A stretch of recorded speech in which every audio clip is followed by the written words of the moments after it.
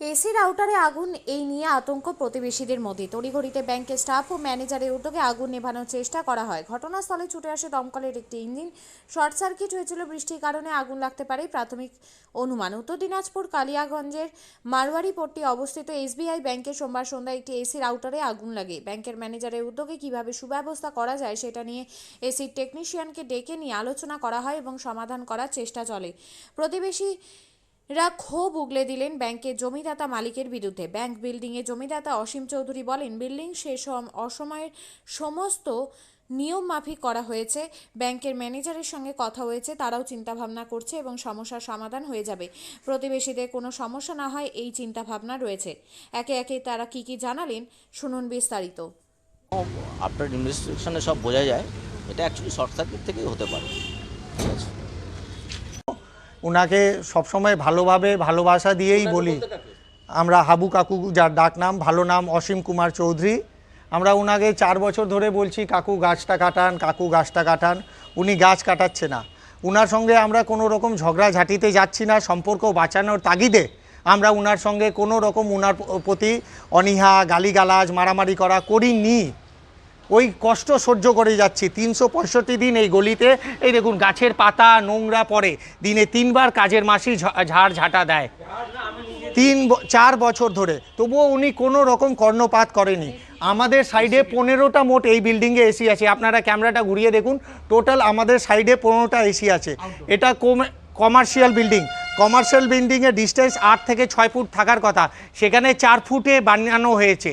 আর আমরা বলছি এই এসিগুলো লাগানোর সময় আমরা বিরোধিতা করেছি আর বলেছি এসিটা ছাদে লাগান, কিন্তু তখন আজকে ব্যাংকে আগুন লাগার পরে প্রতিবেশীরা আপনার বিরুদ্ধে অভিযোগ করছে, কি বলবেন? এই জায়গাটায় বলে রাখি, ব্যাংকে আগুন লাগা ঠিক কথাটা কিভাবে বলি, ওটা একটা এসি আউটারে একটা শর্ট হয়ে একটুখানি ওখান থেকে ধোঁয়া বেরিয়েছিল, একটু আগুনের শিখাও দেখা দিয়েছিল।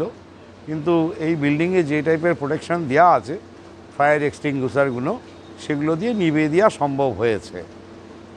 বড় কিছু দুর্ঘটনা ঘটার মতো কারণ কিছু ছিল না। আউটডোরতে মানে এসির আউটার থেকে হচ্ছে প্রচণ্ড মানে গরম বের হচ্ছে, ভাপ বের হচ্ছে, থাকতে পারছে। হ্যাঁ, এরা এর আগেও আমাকে একবার বলেছিল, কিন্তু ব্যাংকের নিয়ম অনুযায়ী ব্যাংক তো বিল্ডিংটা ভাড়া নেয়। ইলেকট্রিফিকেশন বা এয়ার কন্ডিশন এগুলো টোটালি মেনটেন বাই ব্যাংক। তা আমি ব্যাংকের ম্যানেজারকে এটা নিয়ে এর আগেও বলেছিলাম। ম্যানেজারবাবু খুব জেন্টল লোক আছেন, উনি বলেছেন হ্যাঁ এটা দেখি, ওনারা একটা কমপ্লেন করেছিলেন, এটাকে ছাদে নিয়ে যাওয়া সম্ভব হয় কি না।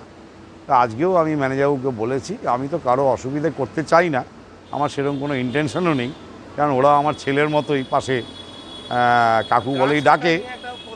তো এটাকে সরিয়ে দেওয়ার চেষ্টা করছি। আর একটা ইস্যু যেটা বললেন আপনি, গাছ, তো গাছটা অ্যাকচুয়ালি পরিবেশ বান্ধব দেখে আমি 2 বা 3টে ছোট ছোট আমের গাছ আছে, তো সেটা নিয়ে সমস্যা হওয়ার কথা নয়। যদি সেই গাছটার জন্যে একটা মতবিরোধ হয় বা ওরা অসুবিধায় পড়ে, তাহলে ওরা তো মাঝে মাঝে ডালগুলো ছেটে দেয়, ওদের ওখানে পাতা 2-1টা পড়ে আমি শুনেছি। তা সেরকম করবে, যদি তাতেও সমস্যা হয় কেটে দেবে, আমার তাতে বিন্দুমাত্র আপত্তি। তবে পরিবেশ বান্ধব গাছ লাগার কথাটা আমরা সবাইকে বলি, নিজেরাও চেষ্টা করি, লাগিয়েছি। আমার কারণে ওদের কোনো অসুবিধা হোক সেটা আমি চাই না, চাইবো না কখনো। ওরাও ভালো থাকুক, আমরাও ভালো থাকি। অক্সিজেনটা তো আমরা সবাই পাচ্ছি, পরিবেশকে রক্ষা করবে তো গাছ। এবার সেটা নিয়ে যদি বিরোধ হয়, সেই গাছ তাহলে রাখা যাবে না। সেটা এখন ওনারা ভালো করে বিবেচনা করে দেখবেন ব্যাপারটা, ভেবে আরেকবার যদি তাতেও বলেন যে না গাছ রাখা যাবে না, কেটে দিতে হবে। আমি তো কাউকে অসুবিধা করতে পারি না। আপনার নাম? অসীম কুমার চৌধুরী। আপনিও কি মুরগি প্রতিপালন করে আর্থিক লাভের মুখ দেখতে চান? হরেক রকম প্রজাতির মুরগির শাবক লালন পালন করে বিক্রয় করে লাভবান হতে পারবেন খুব সহজেই। তাহলে আর চিন্তা নেই, আপনার জন্য প্রচেষ্টা নিয়ে এসেছে সেই সুযোগ। একই ফার্মে হরেক রকম প্রজাতির মুরগি পেয়ে যাবেন এখানে।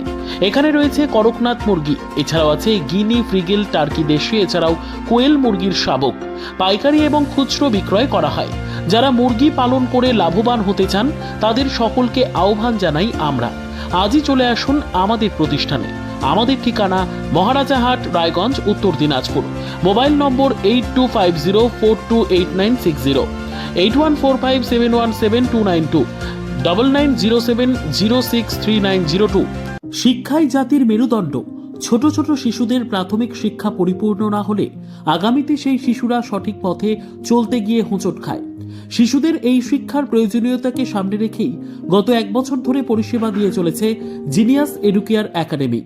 শিশুদের অত্যাধুনিক শিক্ষায় শিক্ষিত করে তোলার একমাত্র বিশ্বস্ত প্রতিষ্ঠান এই একাডেমি।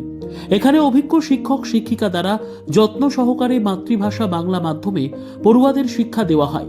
একেবারে খেলার ছলে বিনোদনমূলকভাবে বাচ্চাদের এখানে পাঠ দেওয়া হয়।